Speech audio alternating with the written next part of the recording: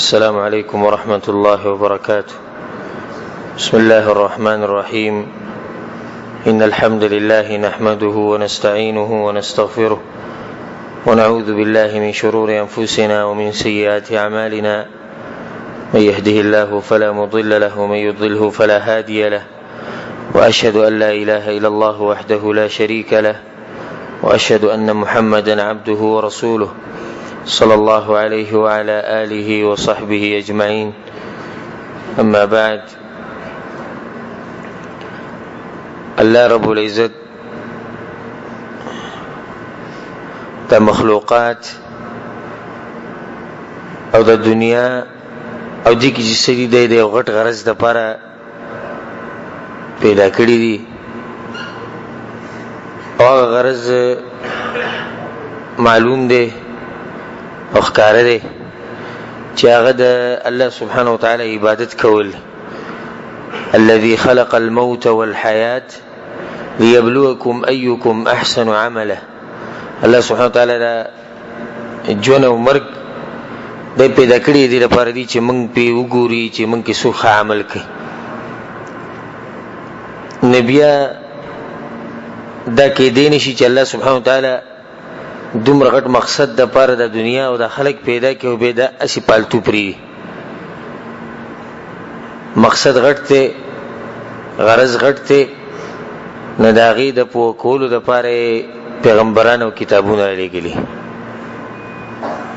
نو صرف دې سی ویلو چې زما عبادت وکوي او زما د احکام مطابق به جون تیرو نو څنګه به تیرو. هغه الله سبحانه وتعالى پیغمبران راولېږل او کتابونه راولېږل. اولنې نبی اولنې انسان آدم علیه السلام چې هغه الله سبحانه وتعالى په خپل لاسونو پیدا کو، بیا د اولاد او هغه پاک دین باندې کوم چې الله خو له پاک دین باندې. بیا د نوح علیه السلام قوم راغی، ناغوی هم پاک دین په کوم باندې چې آدم علیه السلام او د اولاد رورو د دین دا غوینه خرابېدو. شیطان کوشش کو چې د دومره وخت تقریبا 1000 کاله، یو روایت مطابق تقریبا 1000 کاله د خلک په پاک دین باندې. نو شیطان دا خبره نه خوخه چې 1000 کاله د خلک په دې دین باندې څنګه الله بیان کړي، لازم په دې کې څه تبدیلی راوستل غواړي، لازم د دین بدلول غواړي. ناوی دي چلو کو چې د نوح علی السلام قوم ته وسوسه چولې او طریقې وته خوې. عبد الله ابن عباس رضی الله عنهما روایت ته یو طریقه داوا چې هغه ته په ژوندونو کې د نیکانو خلقو د تعظیم دومره زیات کو چې ورو په دغه طریقه باندې هغه د شرک لارې ته وردن نکړو. او غديسي چې دوی خروغ رمټو او د مشرانو تعظیم کول سبب د خبره نه ده، بلکې زمونږ دین خو موږ ته داخلي چې د مشرانو د نیکانو د علماو په تعظیم کې دغه په ادب کې دغه په احترام کې دغه خبرې ته بخوي او هغه تابعداري وکړي. خو دوی ول په بل لار رالو، نو دوی ته بزړه کې دا واچول چې د شیطان وته واچو چې تاسو چې کله عبادت کوئ او دواګانې کوئ نو دغه نیکان خلک یادوي، په دې عبادت کې یادوي، پزړه کې هغه یادوي. یو چې خلک هغه چې دا سبب د خبره خو نه یادو به کنه، بده دروازه وړغونته کې دروازه شیطان کولا وکړ. سوخ بعد پس بیا شیطان راغی چې تاسو دې شکارو کې د خپل عبادت په زینو کې دغه تصویران ولګوي، نو کله چې تاسو هغه ته ګورئ تاسو هغه جذبه د عبادت زیاتی. هغه چې خلک نیکان خلک هغه دا خبره صحیح ده، مخه کمزوري ګناګار خلک یو عبادت رانه ګډوډ کیږي، جذبم کمیږي زیاتیږي، نو دا خلک بزانته تصویران بزانته ولګو دوی ته وګورو. دا دویمه دروازه چې دا ولنی نه خطرناک و. هغه تصویران جوړ کړو، تصویرانو ته سنوي دغه نه سنو غوښتو، عبادت وکړو خو دې تصویرانو ته سوچو چې دا هوچت خلکو سوخ بعد پس بیا شیطان راغی چې تاسو ګناهګار خلک یې اسی چې وای ځان مستړی کو باران د پاره چې وای د بچو د پاره چې د مال د پاره الله نه چې وای خو تاسو دواګانې قبليږي نه ځکه چې تاسو ګناهګار یې لکه څنګه چې نن سبا د مشرکانو ولیاذ بالله پزړونو کې دا خبره نه وي د خپل ځل کې وای چې موږ ګناهګار یو الله زموږ نه مونږ نسی چلو کو نو دا چلو کوي چې هم د دقه نیکانو خلکو نه غواړي دوی د الله سره واسطي دي خاص تعلقات دي د الله سره د مرګ نه بعد هم د دوی نه غواړي دوی به الله ته وي بس الله به کوي خو تاسو نه تاسو ګناهګار تاسو دي سل خبره وته بجله کې واچول بس هغه د رب العالمین عبادت پرې خو دغه تصویرونو عبادت شروع کو په دې دروازه باندې شیطان دغه قوم تباہ او برباد کو رب العالمین تیر کو دین اسلام او توحید تیر کو کفر او شرک ته واړو نو خلکو هغه دین پرې خو په کم باندې چې آدم علی السلام او دغه اولاد او تقریبا 1000 کال پورې نو رب العالمین اولنې پیغمبر د زمکه ته نوح علی السلام راولې د خلکو د هدایت لپاره بیا هغه نه نیم سو کال دعوت کو خلکو ته توحید بیان کو قسمه قسم تکلیفونه هغه رسیدل چې هغه تاسو ته معلومي خاص کر هغه شړې ته چې قرآن تلاوت ډیر کې او ترجمه او تفسیر باندې پوي قرآن کې زی په زی نوح علی السلام واقعه قوم سره راغله ډیر کوشش هغه وکړ د یو روایت مطابق دغه سره وکاسه مسلمانان شو په نه نیم سو کال کې دغه سره وکاسه مسلمانان شي بیا د سلسله روانه نوح علی السلام وفات شو بل پیغمبر راغی بل الغرض رب العالمین دا خلق بغیر د پیغمبر او بغیر د کتاب نه دی پرې خوتی ځکه چې د بغیر کتاب او بغیر پیغمبر نه پری دی بیا حجت زمونږ د پاره جوړ شي چې قیامت پر ورځ بل الله ته وایي چې یا الله تا موږ ته پیغمبر نور علی ګلنه تا قرآن نور علی ګلنه تا حدیث نور علی ګلنه موږ ته څه پته نو بیا خو به زموږ خبره صحیح و که پیغمبر نه کتاب نه حدیث نه بیا زموږ خبره صحیح و خو الله خو حجت قائم کو په خلکو باندې په هر زمانه کې پیغمبر راولې زموږ د پیغمبر صلی الله علیه وسلم نه مخکې عیسی علیه السلام چې هغه الله سبحانه وتعالى انجیل ورکړو او تورات په هغه باندې پورا کړو د موسی علیه السلام دین په هغه باندې پورا کړو او بیا خلک دغه په دې دین باندې وو نو دې چې چلو شو چې په دې يهودو د نصارو سره نه لګیدا ځکه الله سبحانه وتعالى په قرآن کې وی وقالت اليهود ليست النصارى على شيء وقالت النصارى ليست اليهود على شيء نصاراوی يهودو دین سے دین نه دی او يهودياوی د نصرانيانو دین سے دین نه دی نو دوی یو بل سره دا قصه وا نو په دوی کې یو خبيث سره چې داغنو بلسو یا شاول د يهودو او د سخت دشمنی و د عیسی علی السلام او دغه د دین سره د توحید کمروغ دین چې نو د دې سوچ کو چې په کولاو دشمنی باندې زه نقصان نشم رسوله نو دې چې چلیو کو چې ځاني خلکو ته دې ښکار کوم ته وبو وست او زبدن نه بعد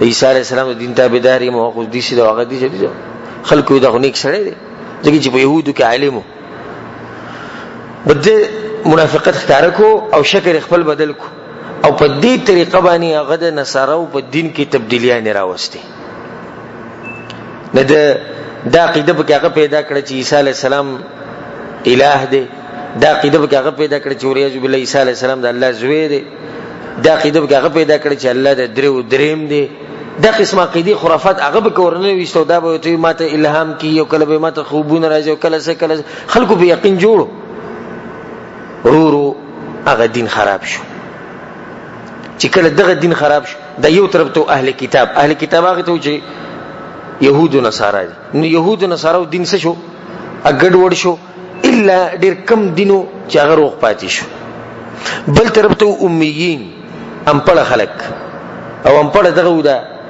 قریش او د حجاز ولدا امپړ خلک نو دوه قسم خلک یو هغه چې د ابراهیم علی السلام او د اسماعیل علی السلام دغه په دین باندې او په توحید باندې مضبوط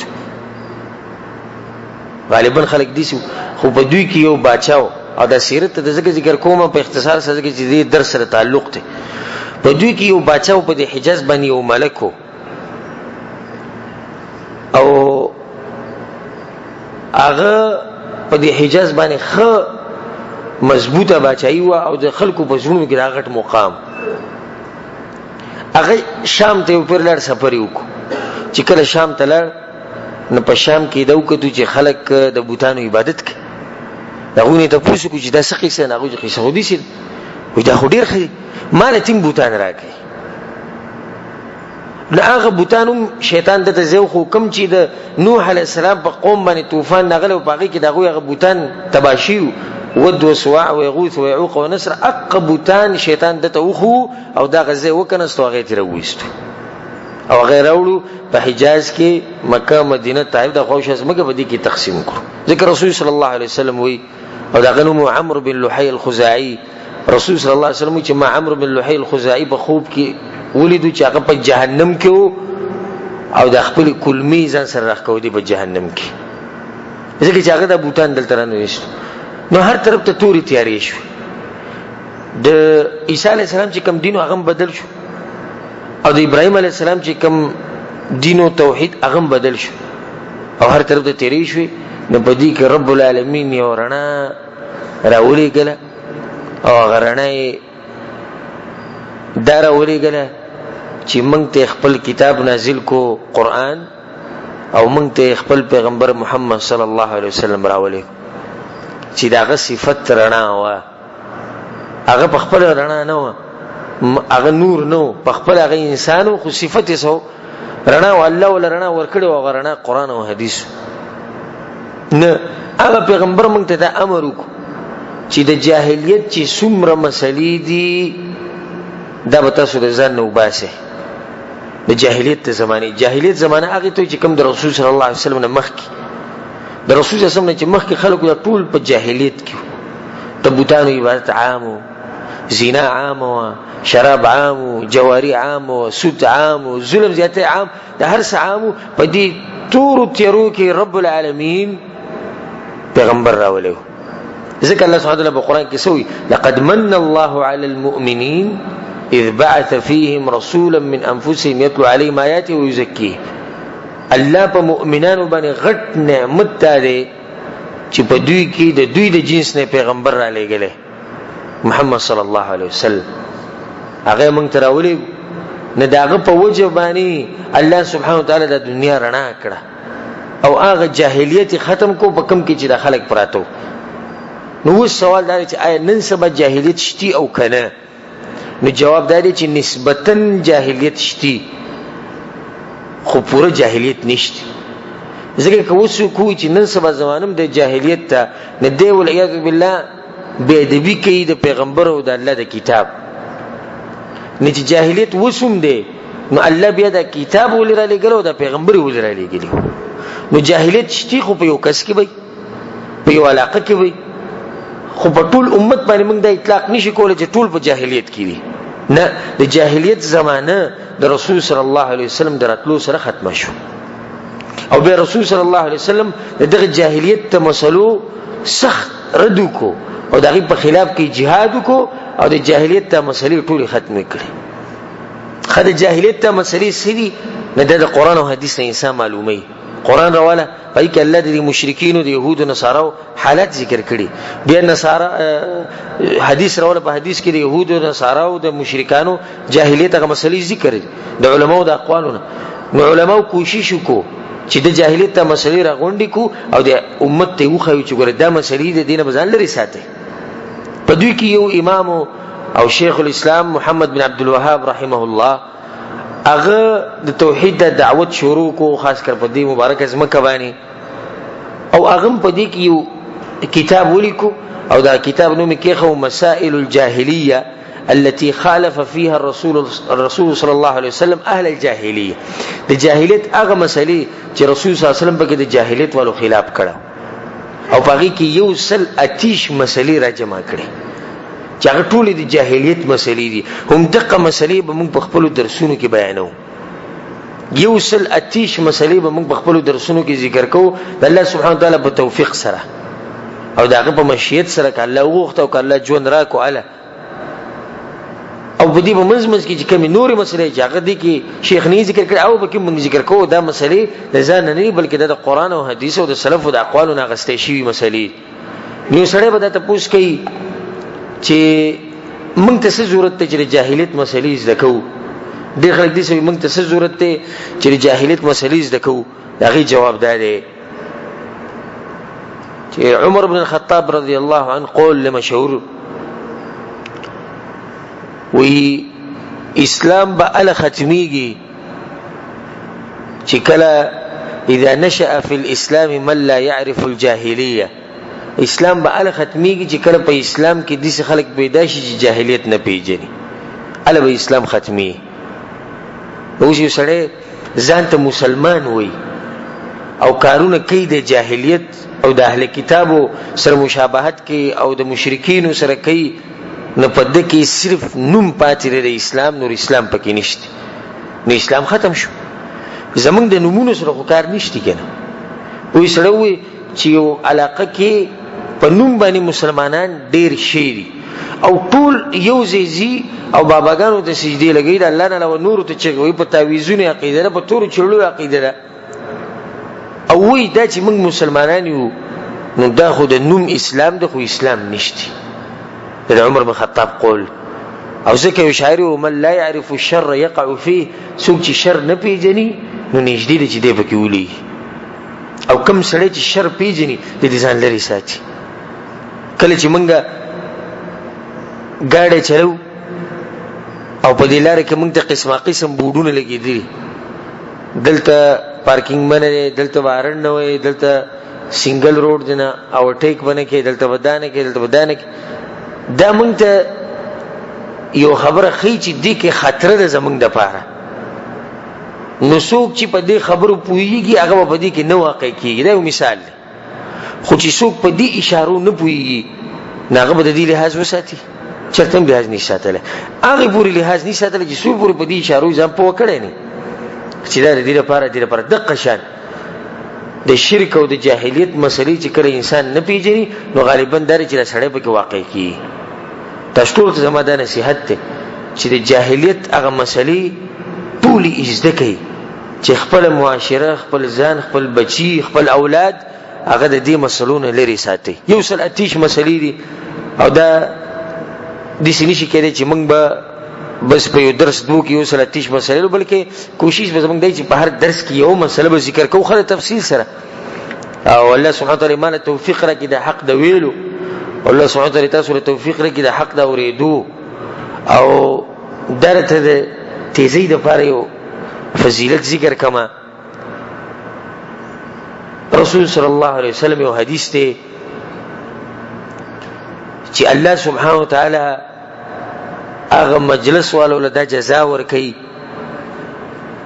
کوم چې دغه د دین د لپاره جمع کیږي او دغه د دین مسلې اوري. جزا ول دا ورکوي چې مجلس په ختمېدو کې الله راټول خلک بخي. جزا ول دا ورکوي چې دا خلک لکه اوس موږ ناشې دلته الله یادو، د الله توحید، د الله دین، نو الله به امید زمونږ دا دی الله به زمونږ تذکره بر په اسمانونو کې د ملائکو په خوا کې کوي.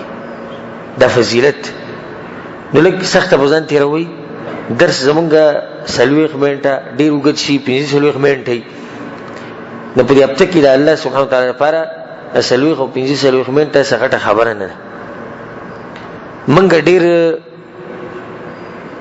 د اسلام نه لرې شوي یو.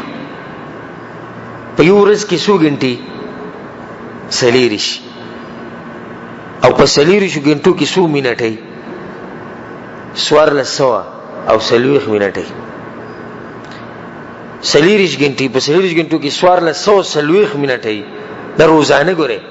دلته د کال حساب نه کومه، د میاشتې نه کوم، روزانه.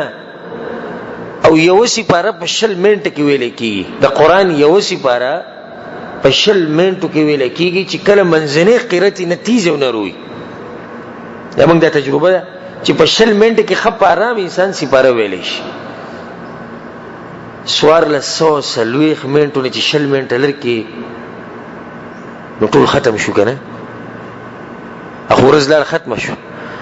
مزدوري به څنګه کوو، په کوم ټیم کې به خوب کوو، په کوم ټیم کې به بچو له رزق ګټو، په کوم ټیم کې به اخبار ګورو، په کوم ټیم کې به ټي وي ګورو، په کوم ټیم کې به مرګرو سره ګپ شپ لګو. ځکه چې 1440 منټو نه چې ته 20 منټه وباسې دا خو یو تباهي وشوه، ورځ ختمه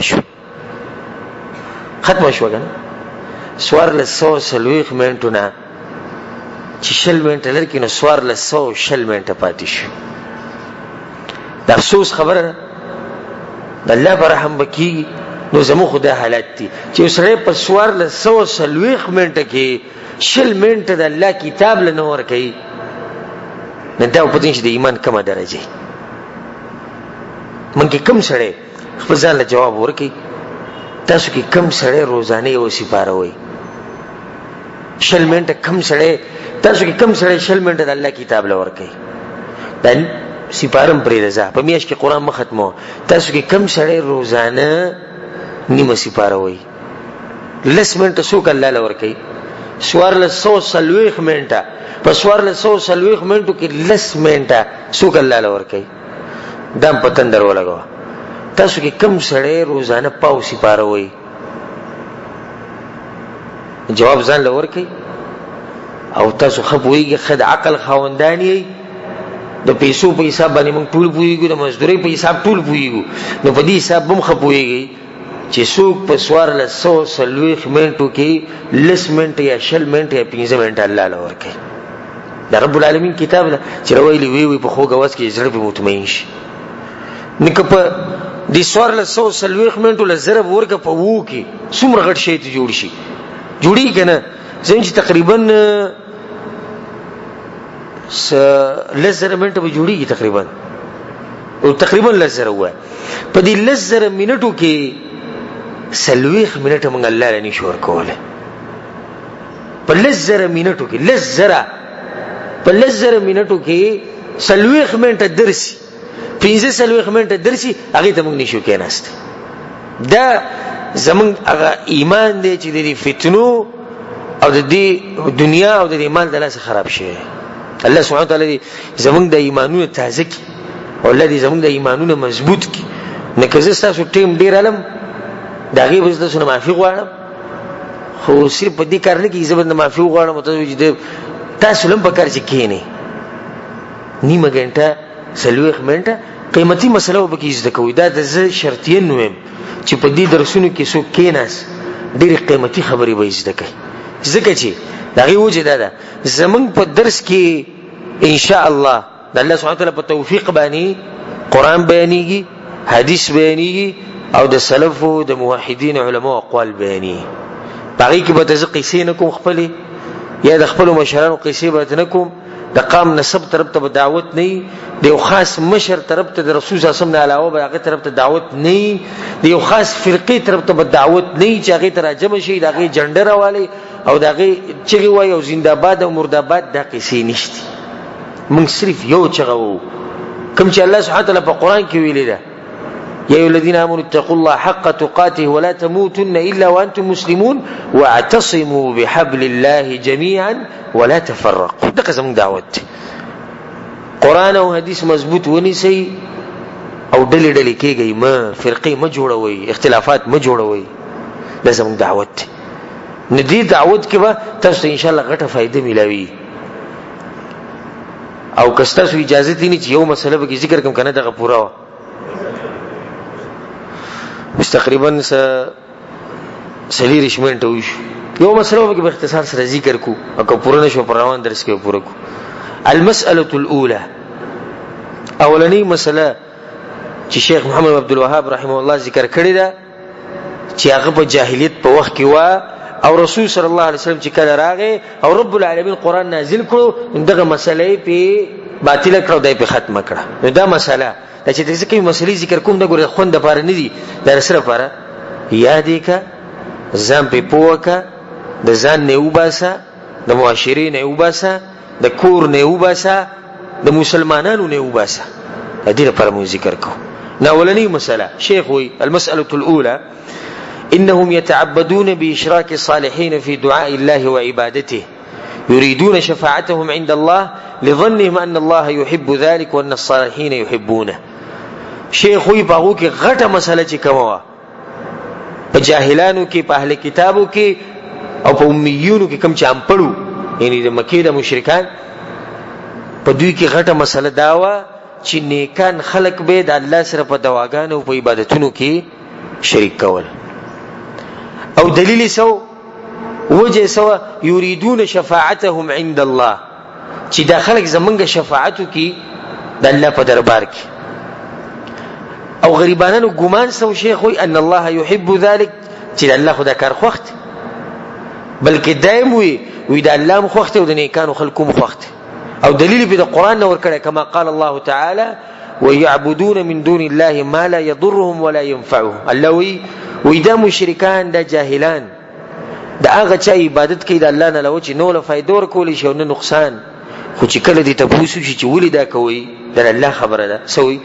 ويقولون هؤلاء شفعاؤنا عند الله دا زمون شفاعتونه کوي مو خو دې عبادت نکو دا خو نیکان خلق دي زمون خبر الله ته رسي دویم دلیل پوره والذین اتخذوا من دونه اولیاء الله وی کوم خلق چې زمانه علاوه نور خلق نیولی دی او دا غوی عبادتونه کوي او غي زمانه سره شریک کړي دي دا غوی دلیل څه دی او خبره څه ده ما نعبدهم موږ دې عبادت نکو د مکی مشرکینو بداوی ابو جهل بداوی ابو لهب بداوی موږ د بوتان عبادت خو نکو خانو به ولي بوتانو ته چغوي ولي هغه ته ناشي ولي دا غو د پاره چې منخت او نزانی پیش کې نو جواب دا غو داو الا ليقربونا الى الله زلفى صرف د دې لپاره چې موږ الله ته نږدې کی رښتیا خبره وکوي د الله په کور کې ناشي د جاهلیت دا مسله وشتي ما سوانوري شتي او زموږ په ملک کې شتي په پاکستان انډیا بنگلاديش افغانستان دا ملکونه ډک دي د جاهلیت ته دې مسلې نه او دا د جاهلیت په مسلو کې غټه مسله او ځکه شیخ مخکوي وهذه اعظم مساله خالفهم فيها رسول الله صلى الله عليه وسلم غټه مسله چې رسول صلی الله علیه وسلم پکې د مشرکین او د جاهلیت والو خلاف کړو هغه دا مسله او دی وتوي فاتى بالاخلاص واخبر انه دين الله الذي ارسل به جميع الرسل رسول صلی الله علیه وسلم متدوي چې اخلاص په خپل بندګۍ کې راولي او دا د ټولو پیغمبرانو دینو چې خپل قوم د الله عبادت طرف ته رابللو دې مسله کې بزرګ تفصیل کوم غدي سي چې د دعوت بنیاد او اساس چې دغه سره هغه توحید دی اوس تاسو سره ملاو شم السلام علیکم وعلیکم السلام کینه څنګه خې یره موږ او داس خیال کوا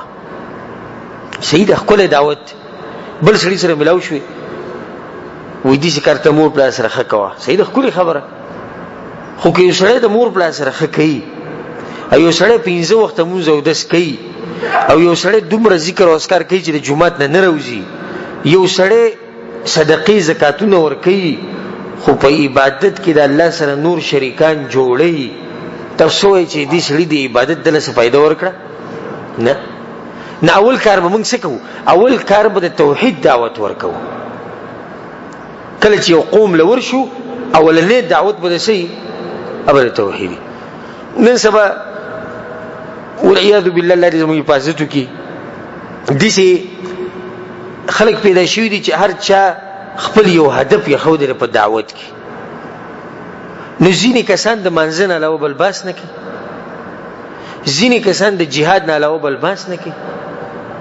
ځینې کسان د چاندو د صدقو د زکاتونو نه علاوه بل باس نه کوي غرض دا چې د دین یو مسله راټینګه کړې ده او دا به ټول خلکو لاګو کوي او کله نوري پکې او کني زموږ سره کار نشته موږ وینا د دین طرف ته دعوت ورکو خو کامل دین طرف ته او دا کامل دین شروع کیږي د کوم زینا دا د توحید نه شروع کیږي الله سبحانه وتعالى په قران کې سوې ولقد بعثنا في كل امه رسولا الله ما هر امت تخفل پیغمبران لري الله ولې لري چې خلک منځو کی چې د خلک زکاتونه ورکی چې د خلک جهادونه وکي چې د خلک د مور پلا سره خو کی چې د خلک اخلاق استعمال کوي دغه لپاره الله سوې ان اعبدوا الله واجتنبوا الطاغوت چې زما عبادت کوي او زمانه علاوه چې د چا عبادت کوي دا غیر انکار کوي دا غټ غرض او مقصد د پیغمبرانو در لګلو به د نور چې کوم مسلې د منځه د زکات د روزي حج در دینه بعد دي د دې لپاره پیغمبران راغلي خو دغه مقصدی خبره نه و مقصدی خبره هغه د الله سبحانه وتعالى د عبادت طرف ته خلق را بلل تاسو د قران تلاوت به ډیر کوئ ان شاء الله دغه زمون ګمان دی پتا سو باندې وذكر اخا عاد عادیانو قصه چې الله کوي د شعیب علیه السلام قصه چې الله کوي د نوح علیه السلام قصه چې الله کوي د صالح علیه السلام قصه چې الله کوي د موسی علیه السلام قصه چې الله کوي د عیسی علیه السلام قصه چې الله کوي نه دي ټول کې دا وی دا زمونږ پیغمبرو خپل قوم ته دا وی یا قوم اعبدوا الله ربي وربكم اي قوم زما عبادت کوي دا هغه الله چې زما رب دی او تاسو رب دی دا د ټول پیغمبرانو لار و او نن سبا سبحان الله باطل پرس دومره ډیر شي او دومره اثر کړي زموږ په معاشره چې توحید دا مسله خلکو ته بدخکاری چې کله به جمعات کې مولوی سي بیان شروع کی او دا وی توحید بس خلک وسادرون روان په وګو به واچ روان بشي د بیا وهابي راغله توحید کوي چې د شرک ټکه ووري په درس کې بس ټکه په وګو واچ روان بشي خو چې کله د کینې قصې وته شروع کی یو وخت کې یو بزرګ روانو او هغه بزرګ دا چې ټول براشي جاړي به خدای الله غټ حق بوته نه بیانې الله غټ حق سره توحید رسول صلی الله علیه وسلم د معاذ بن جبل رضی الله عنه سره ورس په خربانی سورو رسول صلی الله علیه وسلم مخکې او معاذ شاتو په یو خربانی سوارو او روانو ډیر ساعته پوری رسول صلی الله علیه وسلم غله معاذ بن جبل غله په دې منځ کې وته وی رسول صلی الله علیه وسلم یا معاذ اے معاذ هغه یا رسول الله حاضر یم تاسو سوې اتدري ما حق الله على العباد وما حق العباد على الله ته د پدشتي چې د الله حق په بندگانو سره او د بندگانو حق په الله سره وي مو ته چې الله او رسول عالم یا رسول الله زه دې مسلې خبر نه ما خبر نه مو نو رسول الله غلې شو روان شو خ کافي سفر منغو کوی رسول الله سم جواب ورنکو او زمانه زړه دي چې توپونه وي چې کم حق ډیر وخت بعد رسول الله یا معاذ اغوی جی یا رسول الله حاضر یما اتدری ما حق الله على العباد وما حق العباد على الله تدبر الشجر الله كم حق ده وبندگانو كم حق ده په الله باندې بموت جی یا رسول الله او الله رسول وی ما د دې مسلې پته نشته دی رسول صلی الله علیه وسلم روان شو او خ کافیزی پوری لار سفر وکړو او معاذ بن جبل وجدا کوم خبره چې رسول الله دوه پیری ته پوښتنه جواب ورکړ دریم پیرو ته معاذ اغه جی رسول الله حاضر اتدري ما حق الله على العباد وما حق العباد على الله پته تشدید مسلې ما جی رسول الله په الله او الله رسول خپويږي زه خو نه پويږم درې پیری او رسول صلی الله علیه وسلم دا سوال وی او جواب ورنکو پر دوه پیرو کې هغه د دی وجې د پاره چې رسول صلی الله علیه وسلم اشاره کوله معاذ بن جبل ته چې معاذ دا روانه کوم مسله چې ته خیمنو دا ګور ډیره لویه مسله ده ځکه خو د جواب په اساني نه درکو چې ستا ختم د زیات شي او ته خو چې رسول الله کوم خبره کوي بیا د رسول الله وګ کولاو پته ته نشته نو وګ ته کولاو جی یا رسول الله وایا حق الله على العباد ان يعبدوه ولا يشركوا به شيئا دا الله حق په بندگانو داده چې صرف او صرف دغه عبادت وکړي او دغه سره په عبادت کې بس شي سشي ټکه په دماغ کې ساتي ښا سشي باندې شریک کوي سشي مې دې لپاره وي چې ځینې کسان وي د مکه مشرکانو په بوتانو ته چغول مخ بوتانو ته مخ نیکانو خلکو ته وو سشي په سشي کې د الله نه علاوه ټول مخلوقات راځي کاغه ملائک دي کاغه پیغمبر دي کاغه ولی دي کاغه نبی دي کاغه ګټه ده کاغه ونه ده کاغه قبر دي کاغه بابا دي کاغه مولا دي او کاغه هر څوک دي الله سره به د عبادت په یو قسم کې هم نه شریک کې د الله حق دی د رب العالمین حق ته په مونږ باندې د دې به زمونږ نه تپوس کوي د دې حق خو باغ دې چې تپوس کوي چې په دې کې د چا سره رعایت نه کوي سوې الله سبحانه وتعالى ان الله لا يغفر ان يشرك به الله وی په دې خپل حق د چا سره نرمي نه کومه په دې حق کې رب العالمین د اچا سره نرمي نه کوي. هغه رب چې هغه زمونږ د میاندونه په موږ باندې زیات مین دی، خو په دې مسله کې نه، په دې مسله کې هغه د چا سره نرمي نه کوي. لا یغفر ان یشرک به، الله دا نه بخي چې هغه سره څوک شي شریک. ها د نور حقونه مبارک الله تسوي ويغفر ما دون ذلك لمن يشاء. او د دین الله و چې کوم ګناهونه دي کته سوی کوي، کته سوی ګناهونه وکړو د شرک نه علاوه، نو زمام مرزي ده کوم حقوقتن و بخم، خو شرک نه بخم. رسول صلی الله علیه وسلم حدیث دخل رجل الجنة في ذباب ودخل رجل النار في ذباب.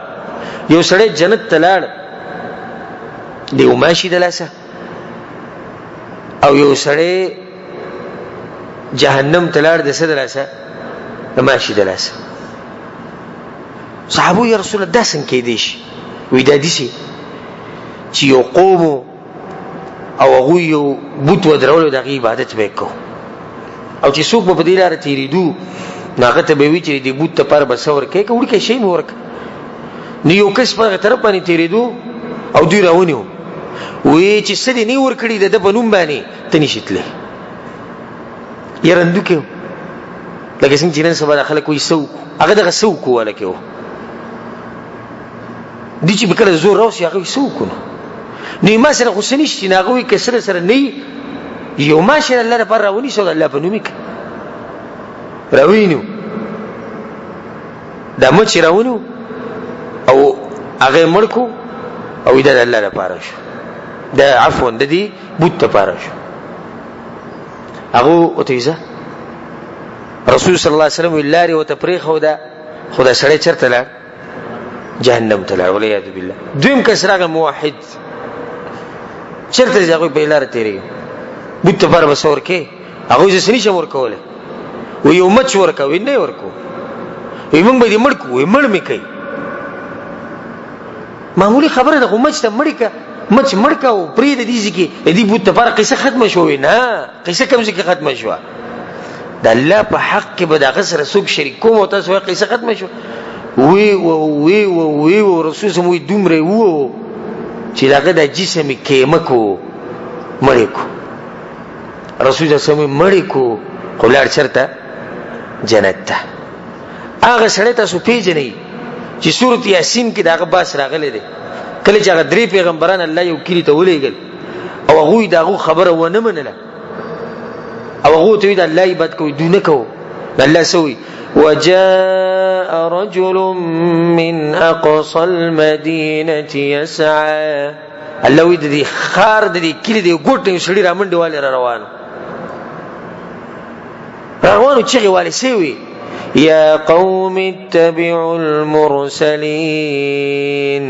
ای قوم زما د دې خلکو تابعداري وکړئ، دا ګوره پیغمبران دي او د الله عبادت وکړي. او مخکې الله بیا خبره کړې ده چې هغه بیا ډېر باس هم د هغوی سره کړی وما لي لا اعبد الذي فطرني والیه ترجعون، ډېرې خبرې کړې. هغه ووهو مفسرین وایي د دې قصې لاندې وی دومره وو چې کلمې راووتې. ها ته اوس موږ ته دین ښیه وایي، زموږ پلار نیکه نه پوهېدو، هغو چې به دې بوتانو ته چغې والې، هغو چې به دې ګټو ونو ته سجدې لګولې، هغو چې به د تعویذونه او دا نذرانې او دا منښتې کولې ولې، هغو نه پوهېدو. چت خلک ته اوس پوهېږې ویې وایي مړې کړې، مړې کو کلمې ترې راووتې، یو ځای کې کلمې پرته، یو بل ځای کې زړه پروت و، بل ځای کې ټوکړې ټوکړې شو.